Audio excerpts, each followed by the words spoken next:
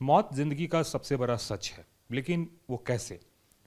क्या वो गर्मामयी हो या फिर किसी और तरीके से हो?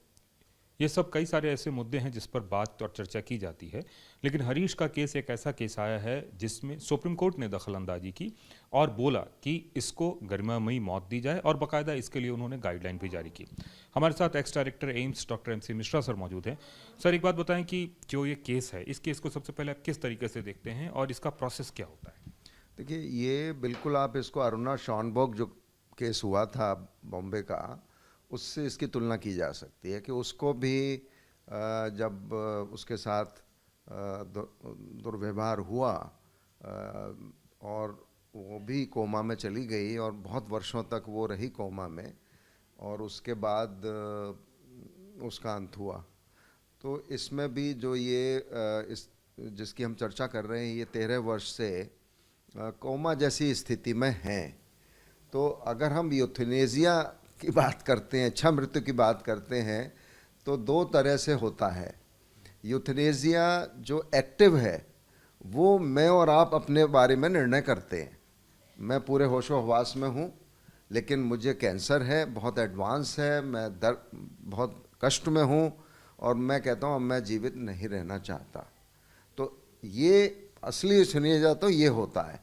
और ये कुछ राष्ट्रों में इसको कानून की मान्यता प्राप्त है। नीदरलैंड्स में सबसे पहले हुआ था ये, हॉलैंड जैसे बोलते हैं, बेल्जियम में है, ऑस्ट्रेलिया के सभी प्रांतों में है ये।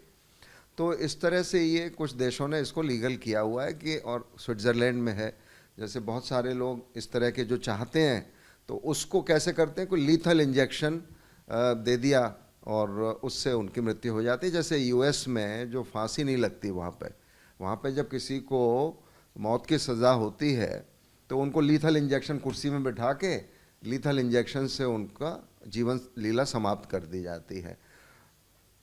हमारे यहाँ जो चर्चा हमेशा इस बात की होती है, जैसे रोज़ हम लोगों की चर्चा होती है हमारे हॉस्पिटल्स में, आईसीयू में रोगी भर्ती है और वो वेंटिलेटर पे है, वेंटिलेटर पे है, और ख़ास तौर से ये ब्रेन इंजरी के केसेस होते हैं। इसको भी ब्रेन इंजरी हुई है 13 साल पहले, और उसमें ये संभावना न्यूनतम होती है कि ये व्यक्ति अब नॉर्मल जीवन नहीं बिता पाएगा।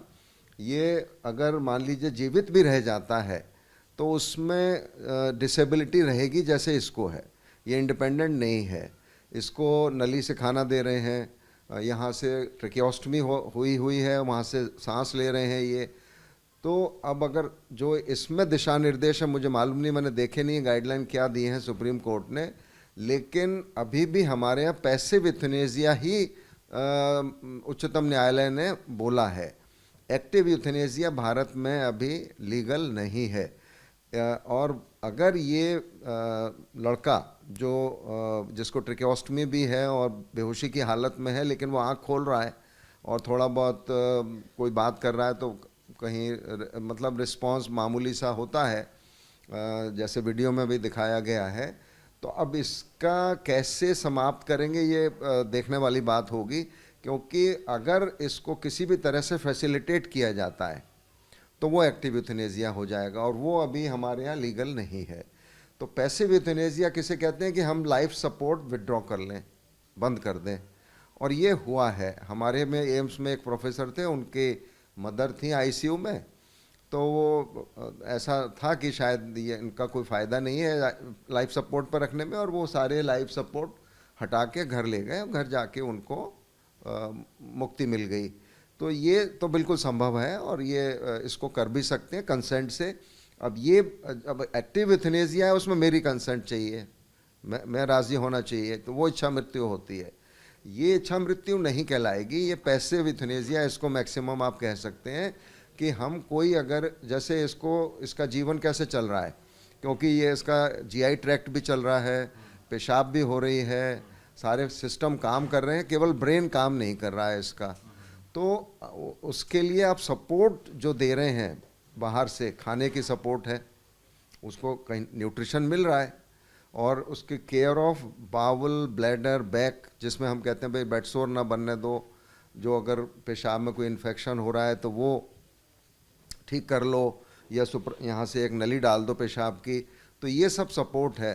अब इसमें केवल जो इसको मदद हो सकती है, अगर कोर्ट ने ऐसा कहा है तो आप खाना बंद कर दीजिए, उसका न्यूट्रिशन बंद कर दीजिए, तो कुछ समय में भाई जितने कोई किसी की क्षमता 1 हफ्ते की है, किसी की 1 महीने की है, किसी की 1 साल की है, और हमारे यहाँ ऐसे उदाहरण बहुत सारे हैं कि आप हमारे जैनियों में तो ये एक तरीका है अपने को इस जीवन लीला को समाप्त करने का। और जब हम ये सोच लेते हैं, एक अवस्था हमारी आ जाती है कि अब हमारा हो गया और अब हम जाएंगे, तो लोग स्वतः खाना पीना छोड़ देते हैं और उनको मुक्ति मिल जाती है। तो देख के जो वीडियो में मैंने जो देखा, तो उसमें यही है, अब ट्रैकियोस्टमी है इसको, यहाँ से सांस की नली यहाँ पड़ी हुई है, क्या इनको वेंटिलेटर लगा हुआ है? अगर वो लगा हुआ है तो परिवार की सहमति से उसको हटाया जा सकता है। और सर नहीं लगा हुआ है जो हमारी वेंटिलेटर नहीं लगा है तो मैं नहीं मतलब मुझे नहीं पता कि कैसे इसको करेंगे फैसिलिटेट। तो मुझे लगता है इसका जो हम कहते हैं मास्टरली इनएक्टिविटी, कि उसको सपोर्ट तो करना ही पड़ेगा जब तक वो सांस ले रहा है, और केवल न्यूट्रिशन बंद किया जा सकता है जो इसको एक्सपेडाइट कर देगा, उसका अंत जो है उससे आ जाएगा कि आप खाना पीना बिल्कुल बंद कर दीजिए, उसमें जितने दिन लगेंगे। सर उसको पैलेटिव केयर यूनिट में डाला गया है, ये पैलेटिव केयर यूनिट होता क्या है? क्या इसमें पेन मैनेजमेंट पे काम होता है या इसके अलावा भी कुछ काम होता है? नहीं, पैलिएटिव केयर में यही इसी तरह का होता है, यही कि आप पेन मैनेजमेंट, अगर कोई होश में है, अब ये तो होश में पूरा नहीं है तो पेन का तो इसमें इशू ही नहीं है। तो पैलिएटिव केयर जो इसकी होगी कि भाई शरीर में जो बेड सोर बन जाते हैं, आप लेटे हुए हैं, तो वो उसको बचाव कर लो। कोई इन्फेक्शन यूरिन में है तो हो भी गया तो आप उसको ट्रीट मत करिए, अगर पैसिव यूथेनेसिया करना है तो होने दीजिए इन्फेक्शन, फिर उससे अंत हो जाएगा। खाना बंद कर दीजिए उसका।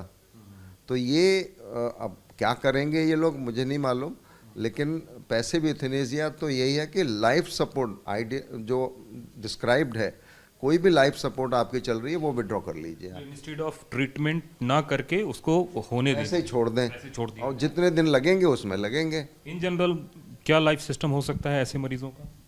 कहना मुश्किल है, क्योंकि 13 वर्ष से जीवित है ये, और अभी तो नाक मतलब जो नली पड़ी है उससे खाना जा रहा है, और साथ में लोग वहाँ उसकी नर्सिंग प्रोवाइड कर रहे हैं जिससे घाव वगैरह ना बने, पीछे बेडसोर ना बने।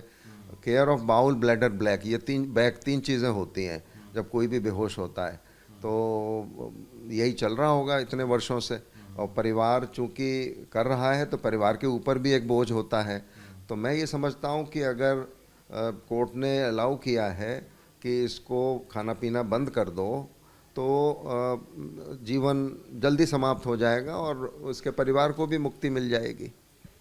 आपको लगता है कि इस तरह का डिसीजन एक ऐसा डिसीजन है जो मील का पत्थर है कहीं ना कहीं इन टर्म्स ऑफ मतलब सोशल स्ट्रक्चर को हम ध्यान में रखें?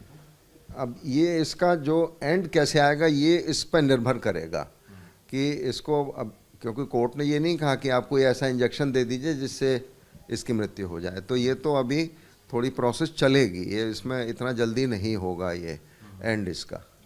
तो निश्चित रूप से एक प्रोसेस है और उस प्रोसेस के तहत सब कुछ किया जाएगा, जिसको हम आम बोलचाल की भाषा में गरिमामयी मृत्यु कहते हैं, या फिर इसको ऐसा भी सम्मान तौर पर समझा जा सकता है कि एक समय ऐसा आता है जब डॉक्टर कहते हैं कि अब कुछ हो नहीं सकता, आप घर जाके इनका देखभाल कीजिए, तो उस स्थिति में और उस तरीके से मौत अंतिम होगी। हालांकि जो कुछ भी होगा सुप्रीम कोर्ट के डायरेक्शन में होगा। कैमरामैन राजू यादव के साथ कुमार कुंदन, TV9 भारतवर्ष, दिल्ली।